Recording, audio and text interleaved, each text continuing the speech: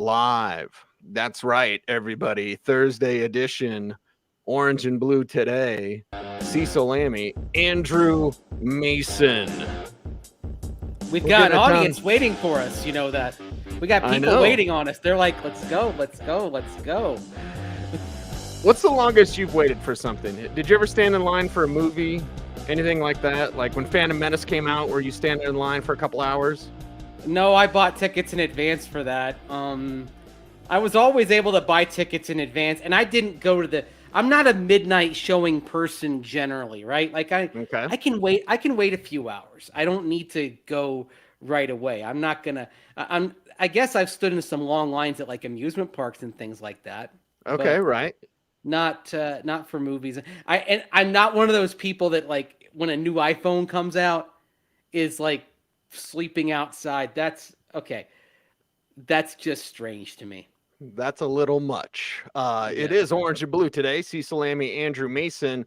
When will the Broncos unleash their air attack? And Mace, it looks like Jeudy, limited today, might be out there this week. And this week might be the week you have to do it.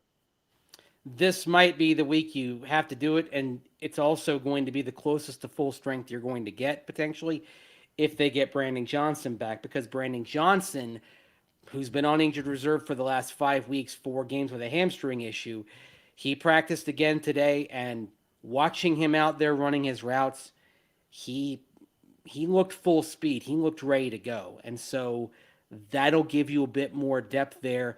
And you may need this firepower to counter a Houston attack that, while it is struggling in pass protection, is very explosive once the ball gets out of CJ Stroud's hands. Yeah, very explosive and a lot of different weapons. Even though it looks like Dalton Schultz might not play for that team, they do have Brevin Jordan. You and I liked him coming out of the U. They've got, oh my God, let me count the ways. Nico Collins, their version of Courtland Sutton, right? They've got Tank Dell, who's tiny but like one of the greatest receiving weapons in the National Football League. Noah Brown has been practicing this week, so like I didn't even get to Robert Woods. He's like the Yep. fourth guy. He'd probably be the number 2 guy in Denver. He's their fourth receiving weapon. So tons of weapons, Mace. You might have to put your foot on the gas. Well, at the same time, though, you mentioned Dalton Schultz on the shelf potentially for this game, and you start looking at the Texans so far this season or this week. They did get Laramie Tunsil back at offensive tackle today for practice, but Dalton Schultz with a hamstring issue, and you know how tricky those can be. We've been talking about it with the Broncos' own tight end Greg Dulcich all year.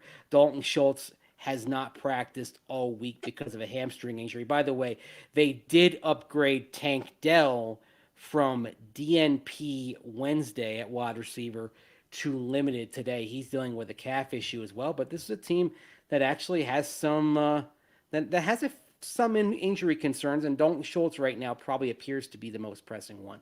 Yeah, Brevin Jordan coming out of the U. He's been just activated off IR. He played more in the fourth quarter last week, of course, with Schultz banged up. But do not think for a second. And Stroud, Mace, we haven't even started on the running backs. Like, is this the week to air it out for the Broncos? Yeah, maybe. But what if the Texans just choose to use Devin Singletary and Damian Pierce, who we saw Pierce at the Senior Bowl? He tore it up. They could just run all over this team. And we know teams can run the Broncos. Look, for everything that went right beating Cleveland on Sunday, the Browns still had a healthy per carry average. They were well north of 4 yards a carry at the end of the third quarter. Then, as the game got away from them, they were behind 2 scores. They got panicky, although I would argue they kind of got a little panicky in their play calling earlier than that, not sticking with the run. But the same issues that we've seen from the Broncos against the run in previous weeks, they were there on Sunday against Cleveland. It's just that the Broncos were able to get the game flow to a way where Cleveland got impatient, which I would argue they probably shouldn't have with the quarterbacks that they had first, Dorian Thompson Robinson and then PJ Walker coming in. I wonder if the Texans are going to be a little bit more patient with how they call this game. Even if the Broncos do get out in front, are they going to be persistent? Because even with everything the Texans have going right in their passing game, if you're going to attack the Broncos where they're weakest, you're going to attack them on the ground. By the way, Devin Singletary and Damian Pierce so far this season, they have combined for 830 yards, reasonably productive. A mild surprise, Cecil, that CJ Stroud has not been as productive on the ground as maybe we expected him to. But part of that is because his development has accelerated as a passer. Yeah, what's the old is it GIF, whatever, the guy from the 70s going like mind blown, right? CJ Stroud. He makes full field reads, everybody. He doesn't need to take off and run because he sees everything. He's not rattled by anything, and he knows how to attack you. Funny that you mentioned full field reads in terms of the quarterbacking matchup in this game. Right. Yeah. And Mace, do you think this comes down? We'll get into more of the game plan tomorrow, right? We're talking about the Broncos potentially unleashing their air attack. I honestly think it could be lower scoring than people think, even though I picked 27-24 Broncos. Like, I think this actually could be lower scoring if the Texans attack the Broncos properly. And then the Broncos, maybe in a way, you kind of lull them to sleep. Like, you can still run, and then just have Stroud beat you at the end. Potentially, yeah. I mean, again, this is a matter of patience and sticking with it and playing to an opponent's strengths or weaknesses in this case. And clearly, the Broncos still have an issue on the ground. Like, if you're going to attack the Broncos where they're weakest, you're going to run at them. And Devin Singletary, he's been okay this year, not great. I mean, I think actually 2 games ago he had 150 yards, right? So if we look back at last week, Dameon Pierce returned from his injury stint, but for 2 games, Singletary, correct me if I'm wrong, Mace, like 150, 120 yards, so 270 about in 2 games. Is that correct? I believe so. I don't have it in front of me. Okay, yeah. So he was like over 100 yards, well over 100 yards for 2 weeks in a row without Dameon Pierce. Pierce came back last week, and then they still did this like 70-30 split. It's really weird with Devin Singletary. It's like he's never really gotten the opportunity that he could have, except for those 2 weeks. Coming out of college, he led the NCAA in tackles and broken tackles. So the dude, even though he's a smaller back, he's not Javonte Williams. Like, you've got some talented runners, and it's interesting because the Texans maybe haven't used him as much as they could, and Stroud hasn't ran as much as he could.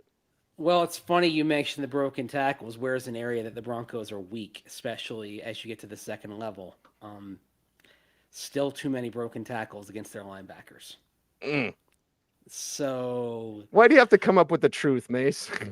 Why do you have to bring up facts in this conversation? It's nothing personal, right? I mean, unfortunately, Alex Singleton, that's been a trouble spot this year, has been missed tackles.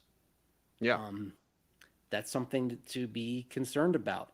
But again, it just depends how patient Houston is in its play calling, right?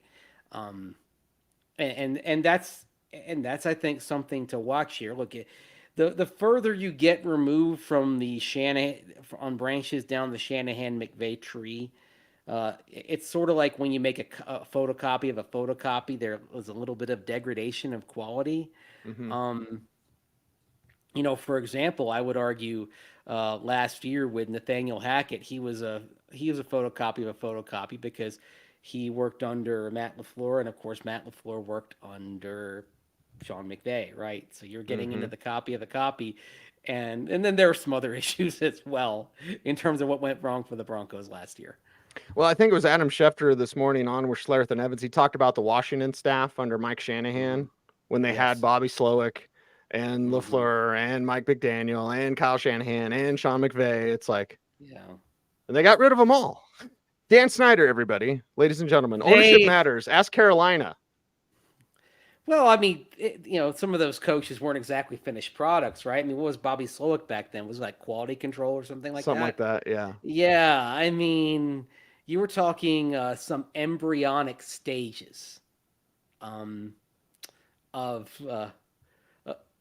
these coaches' development. But this is also part of why Mike Shanahan should be a Hall of Famer, because here he is at the end of his head coaching career, and he put together an all-time staff. I mean, Bobby Slowick's probably going to get some head coaching interviews this offseason. I'll tell you what, like, here's an interesting thought that I had. Carolina, maybe there's some regret about not taking CJ Stroud and instead picking Bryce Young at the top of the draft. they're going to be looking for a head coach, and they're looking for a head coach who can maximize Bryce Young. Who's to say they don't say, let's go take a look at Bobby Slowick and what he's done with CJ Stroud to make him one of the league's better quarterbacks right away. I mean, Stroud is just, he's got a 100.8 passer rating, 19 touchdowns, 5 picks. 3 of them in one game. Yes, I mean, basically with CJ, it's one bad game. Yeah. And that bad game against Arizona, they won, of course. Right. It was a break for them that they were playing the Cardinals. Right. With all due respect. Although it was the Cardinals with Kyler Murray, and they are, that Rams game aside last week, they're a much better team with Kyler out there than without him. Mm-hmm. Yeah, so it's going to be interesting for sure. Super, super quick, Mace, just because I want to pick your brain on this. I heard the Young thing was a Tepper call. You'd certainly have more connections there than I, but I heard that was that Frank Reich wanted CJ Stroud, and Dave Tepper, their owner, said, we're getting Bryce Young. And then they get Bryce Young. It hasn't worked out so far. And what do? They fire Frank Reich because the owner doesn't fire themselves. Right. Exactly. The way these things work. I mean, I remember hearing this often in my years with the Broncos. I serve at the pleasure of the owner, serve at the pleasure of Pat Bowlen, right? Everyone in Carolina working for that organization serves at the pleasure of David Tepper.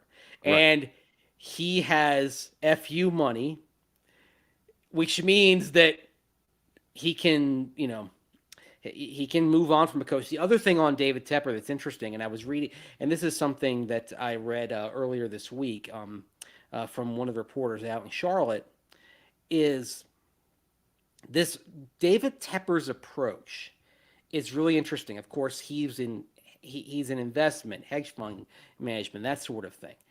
And his philosophy is don't let one mistake become 2 or 3 and cut your losses, right? So if you see it's not going well and you don't think it's going to turn around, cut your losses and move on. That may serve itself well in the investment field.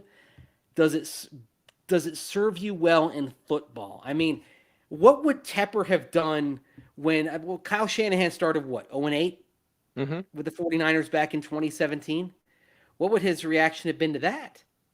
And that would have been a huge mistake. Let's go in the Wayback Machine. Bill Walsh, the great Bill Walsh, the start of all this that leads to the Shanahan-McVay tree. First season with the 49ers, they went 2-14. The second year, they went 6-10 and didn't really start putting it together until the end of that 6-10 season. Famously, they had what at the time was the biggest single-game comeback when they came from 28 points down to defeat the New Orleans Saints late in the 1980 season when the Saints were winless. I mean, that was just a horrible loss for the Saints back then. But if David Tepper had Bill Walsh, Walsh wouldn't have survived to turn around and then think of how football history would be different. So I think one of the things that Tepper has to learn is that managing a sports ball organization, because I'm including soccer in this because he fired Charlotte FC's coach 3 months into their expansion season, okay? Running a sports ball team is different than running a hedge fund, okay? And compare that to what you see from Greg Penner and the Walton Penner group, and how he's listening to Sean Payton. And it's cool to see Greg out there, Mace. We see him maybe once a week, twice a week, something like that. But Greg Penner is Sean Payton's kind of teaching Greg Penner the ropes in the NFL. Yeah. Well, the other thing also, I mean, you could say, Penner was a little bit impatient because he let go of Nathaniel Hackett. I mean, he actually kind of held back a bit. The inclination was to move on from Nathaniel Hackett at midseason. If the Broncos lose that game in London, there's a very good chance they would have made a change right then and there. So, there's pluses and minuses to it, but I think at least with Greg Penner, I think he's learning that David Tepper is in year 6 owning the Panthers. He hasn't learned that yet, and until he does, they may continue to spin their wheels a bit in Carolina, whereas now we see in Denver, they're heading in the right direction. Heading in the right direction. Chat room's a little worried about Will Lutz, Mace. How about you? We've got some Will Lutz footage from the locker room, but on the injury report. Chat room's buzzing about it. What do you Yeah. think? Think he's going to be okay. He sounded today like he's going to be okay. Actually, the funny thing is the footage that we have on Will Lutz today, it actually isn't about that. It's a big day for Will Lutz because he earned AFC Special Teams Player of the Month honors. 11 for 11 on field goals in November, including the game winner at Buffalo, although we can all joke about it. He joked about it today, thanks to the 12 men penalty there at the end. But then the following week against Minnesota, when the offense kept stalling, and there were a couple of drives where the offense did nothing, and Lutz came in and got some points.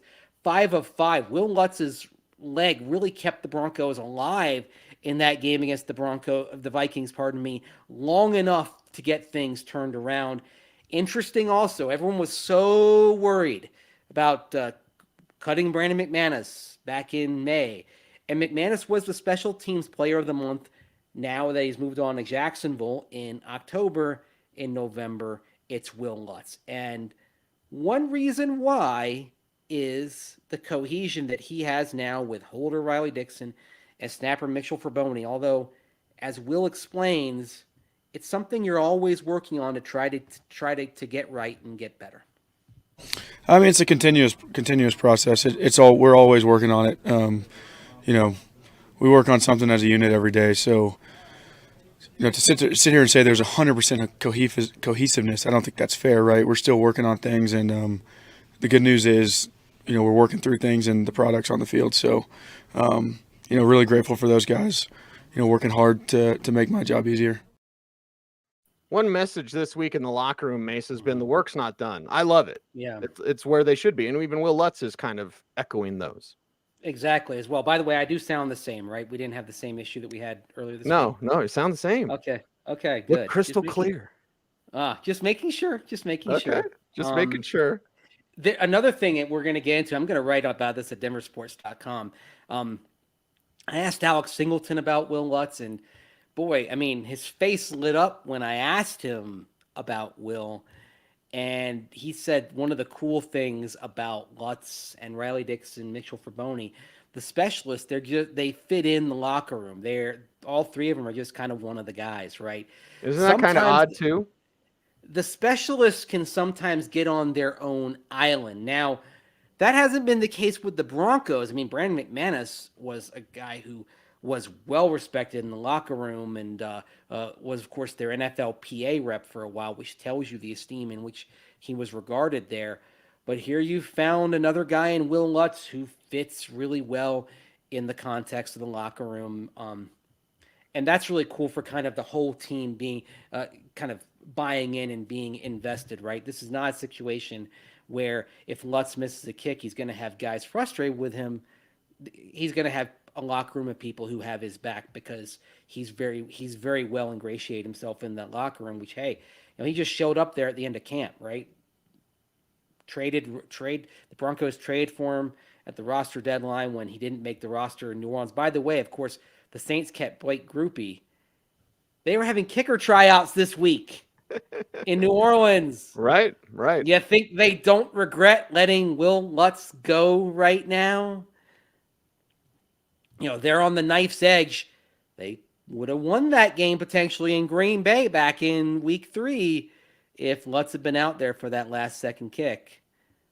Just saying. I mean, Broncos did all right with Will Lutz, and I think now it's time to have the conversation about making sure you get Will Lutz signed and having him back long term. I think he's proven enough to where you say you want him around for a while. And also, he's a kicker who works well with Sean Payton. And Sean can put pressure on players. It's not for everybody, but Will handles that pressure very well. And I think Sean, Will is the kicker that he trusts.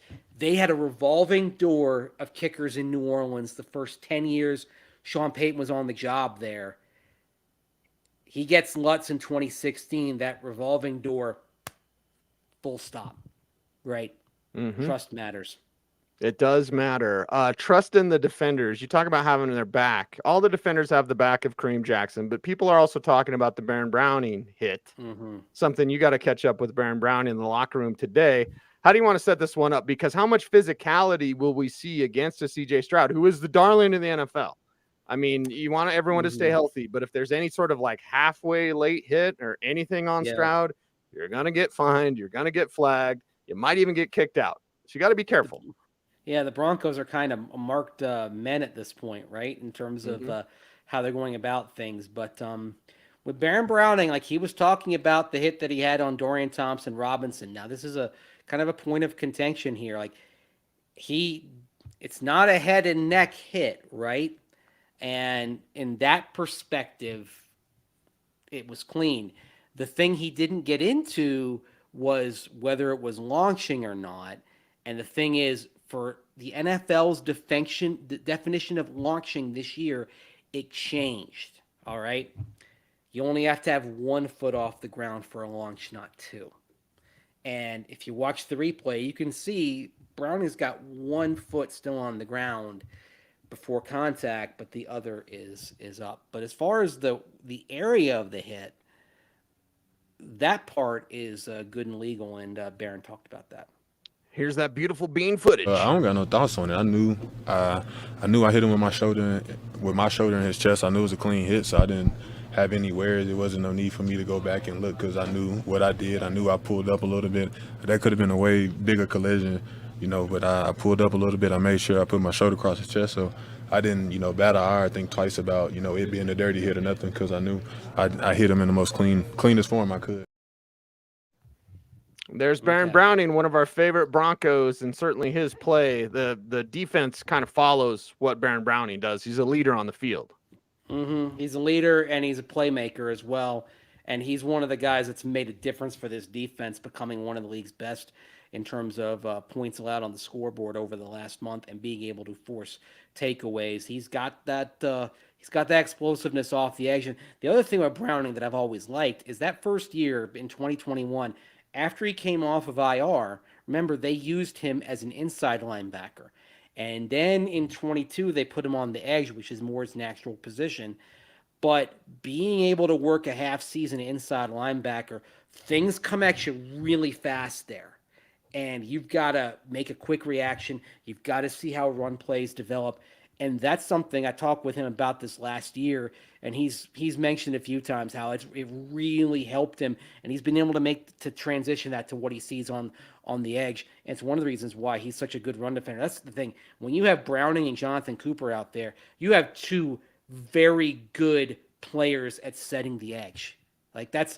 Usually you got like one guy who's more of a pass rusher, one guy who's better at setting the edge against the run. You got 2 dudes who can do that. Yeah. Trouble. Twice as nice. Yeah, it is. Double your pleasure, double your fun. It is orange and blue today. Speaking of fun, we are here for you talking Denver Broncos. Mace, we had a conversation this week with, actually, Lloyd Cushenberry started it. Unsung heroes for this season. Who helped the Broncos turn it around? I've said it on air. You've said it on air as well. Let's say it here. It's guys that don't even get jerseys. Guys like Thomas Nkoum. Guys like Elijah Garcia. Guys in the PJ Mustafa, right, being brought up. We've got to set up this conversation because we have a few clips. We've got Mike McGlinchey talking about him. We've got Lloyd Cushenberry talking about him. And I think it's important to note, like, how does this team make this turnaround? It's from help of guys that don't even play on Sunday. Exactly. And that help is manifesting itself in practices that are competitive and intense, especially on Wednesdays. Where do we want to start? We want to start with Cush. We want to start with McGlinchey. Well, I got McGlinchey on scout team and McGlinchey on Wednesday practices because that's another. You win on Wednesday, you can win on Sunday. All right, let's start with Cush talking about both, and then we'll go to McGlinchey on the Wednesday practice, and then we'll wrap up on the scout team. But here's that beautiful bean footage of Lloyd Cushenberry III talking about how competitive things are in practice. Competing. Our scout team defense does a great job. Especially the D-line with PJ Mustafa, Elijah Garcia, give us great work every day. Thomas Nkoum, and then our scout offensive line does a great job of them, giving the D-line looks. So, we go at it at practice. It's kind of like especially on Wednesdays, like a camp atmosphere, the way we compete and going at it. Like a camp atmosphere. Yeah. I love that, man. It gave me chills when he said it when we were there in real time, like camp atmosphere. Yeah, we love camp. And then we had to go ask Mike McGlinchey about it. Let's go with the intensity of Wednesday practices first.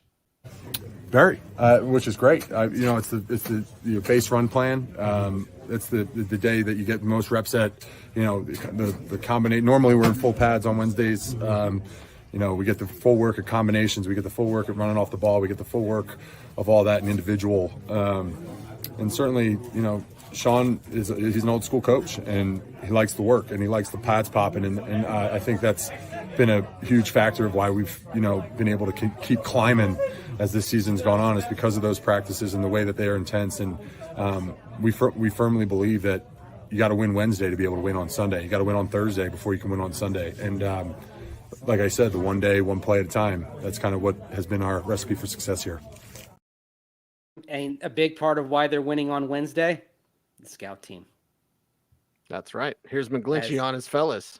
Well, certainly, I think I totally agree with Lloyd. I think they've had a great year for us. They do a great job. They're obviously all talented football players, and they're all great teammates. They buy into what we need them to do week to week, different schemes. They play different techniques, which is not exactly the easiest thing to do when you're, in one system and you play a certain way, and you got to tell them, hey, we got to change, because, Cleveland and Houston play a completely different style ball than necessarily the 5-man fronts that we play with.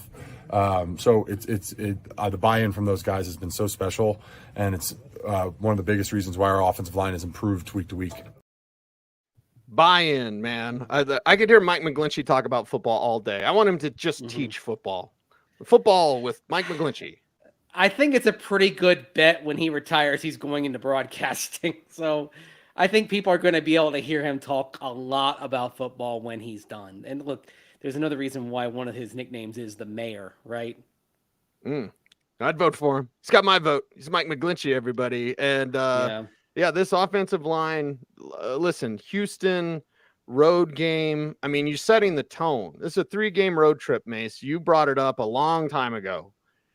This is going to kind of tell where you're going. Are you really making the playoffs? Are you making a deep playoff put? You go 3-0 on the road, baby. Who can hang with the Broncos if they play at their best? Maybe the Cowboys, maybe the Eagles. But they've beat the Buffaloes. They've beat the Kansas Cities. Like, Baltimore would be a test. That's exactly who I was going to bring up, the Baltimore Ravens. I would also say when Jacksonville's on point, that's going to be a tough out. And they're pretty deep at wide receivers. So that's a team that's they will put a lot of stress on Fabian Moreau, who's held up well so far. But the quality of pass catchers on Jacksonville, in terms of how deep they are, that would represent a pretty stirring challenge for the Broncos, and also a team that as a whole, they've had their playoff baptism, right? I mean, the Jaguars are going to be interesting to watch in the postseason this year, because I feel like they've been for a really good team. I feel like they've been going under the radar, right? But they've got all the pieces. Yeah, it's kind of where you want to be, really honestly. do. Yeah. And the Broncos are there as well. Yeah, Broncos playoff, same sentence. But they're in the, still got to prove yourself. Still have doubters. Fine. I think they thrive in that spot, Mace. I think so as well. The only thing is you're probably asking the team to win 3 road games. Now, yeah, they have 3 road games coming up here against a borderline playoff team in Houston, a team that appears to be backsliding massively in the Los Angeles Chargers, and then a Detroit Lions team that has hit a hiccup on the defensive end, but they're legitimately good, right? And oh, by the way, they have a coach in Dan Campbell who matriculated under Sean Payton and does a lot of the same Sean Payton things. Like he's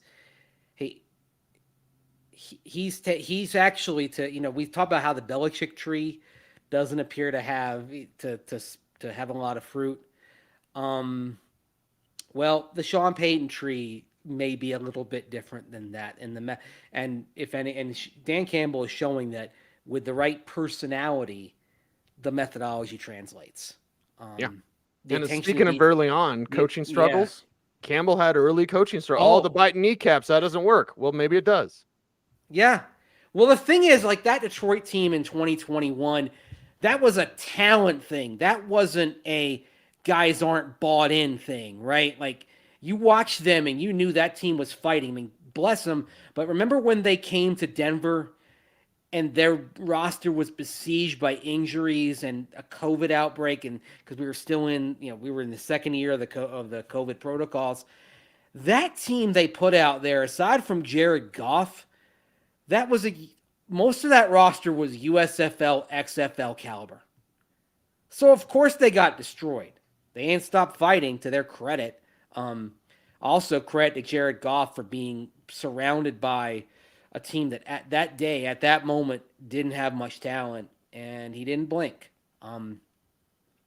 Goff's hit a little bit of a spot of bother in the giveaway department recently, but he's passed an awful lot of tests, character and otherwise, since he got to Detroit. That's 2 weeks down the line. We actually have to mention that game because we learned today that Broncos at Lions is now a prime time game. Saturday night, December 16th, Beethoven's birthday. If you remember Schroeder from the Peanuts comic strip, always used to celebrate that. Broncos hope they're going to be having a little ode to joy in Detroit that night, and a little ode to joy on this 3-game road swing. But yep, that game's going to be at 6:15 p.m. Mountain Time, Saturday, December 16th. NFL Network everywhere around the country. In Denver, you can also watch it on Channel 7 over the air as well. Super quick, Mace, as we give him a little lagniappe today, the chat room has asked a couple of times if the Broncos would take a look at Zach Ertz. And I feel about Zach Ertz the way that I felt about Shaquille Leonard. It's like if the Cowboys and the Eagles are taking a look at Shaquille Leonard, why wouldn't the Broncos? And Zach Ertz has to pass through waivers, which he should. But then to have that veteran tight end who's still fine in the red zone, I don't know. It's worth taking a look, Mace. He's been battling an injury since mid-October, though, right? And you've already got one injured tight end that you're trying to get back in Greg Dulcich. Do you want to bring in another? Now, if you make a waiver claim on him, you pick up his contract. You decide to just wait and then sign him to a deal covering the rest of the season. Do you want to roll the dice? If you need him in right away, go ahead and make the claim, and then you can figure some things out contractually and go from there. But he's intriguing. I just want to know how healthy he is at this point. Still effective, and he did ask out because they want to play Trey McBride, CSU tight end. Right. And McBride, and I understand that. McBride has shown a lot of promise so far. The dude's got talent. We watched him at CSU. We saw flashes last year. Terrific story as well.